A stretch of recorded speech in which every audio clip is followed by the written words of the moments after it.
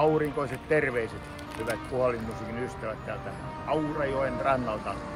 Odotamme innolla teitä puolinorkestereiden SM-kilpailuihin toukokuussa. Silloin riittää lämpöä ja aurinko hellii teitä.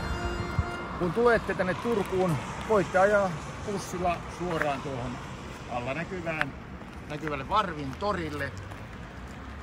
Sinne voitte jättää soittimenne ja muut varusteenne.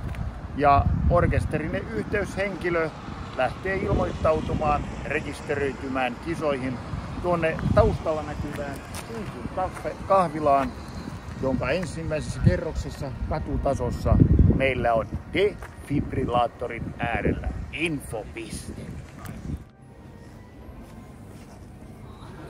Tervetuloa minunkin puolestani Turkuun. Minä vastaan puoliorkestereiden SM-kisojen viestinnästä ja yhdessä Reijon kanssa ollaan järkkäämässä koko tapahtumaa. Eli tässä me olemme kisojen tuotantotiimi Tommi ja Reijo. Ja kun orkesterin yhteishenkilö on käynyt tuolla meidän infossa, hän saapuu takaisin siis tuonne Varvintorille, jossa bussi odottaa.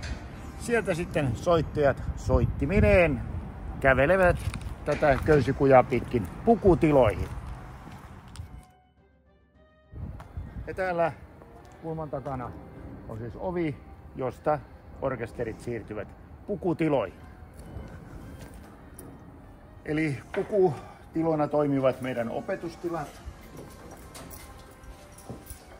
Ensimmäisessä ja toisessa kerroksessa ovat käytössänne puhallinkisojen ajan.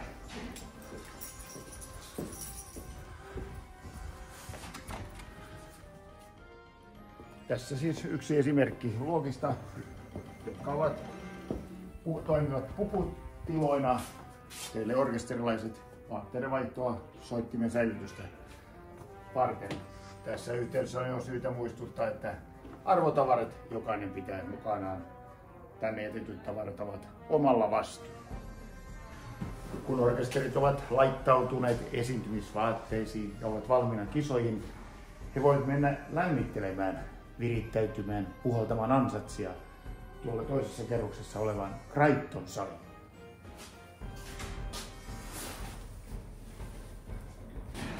Tämä Crichton sali on siis varattu puolinorkesterin lämmittelyyn. Tuomme tilaan tuolit ja telineet, mutta emme lyömäsoittimia. Tässä Crichton salissa siis orkesterit voivat lämmitellä, puhaltaa viime hetken ansatsit ja sen jälkeen he ovat valmiina kisoihin!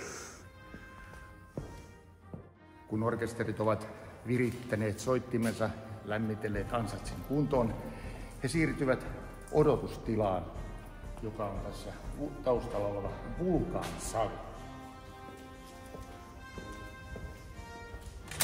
Täällä Vulkan-salissa ja kirjaston tiloissa orkesterin soittajat voivat odotella omaa esiintymisvuoroaan.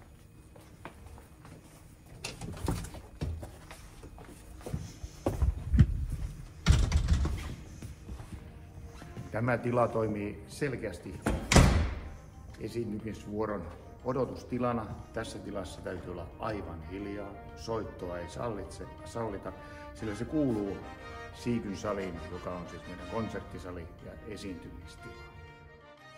Näin odotustilasta orkesterit siirtyvät sitten Siikyn saliin. Tämän oven takana tapahtuu kaikki se, mihin te olette valmistautuneet koko kevään. Olkaa hyvä, Siikyn sali odottaa teitä. Olen nyt Siikyn salin lavalla. Tässä lavalla soitetaan puhalinorkestereiden Suomenmestaruuskilpailut toukokuussa Suomen Turussa. Olemme varmoja, että näistä kisoista muodostuu teille kaikille suuri seikkailu.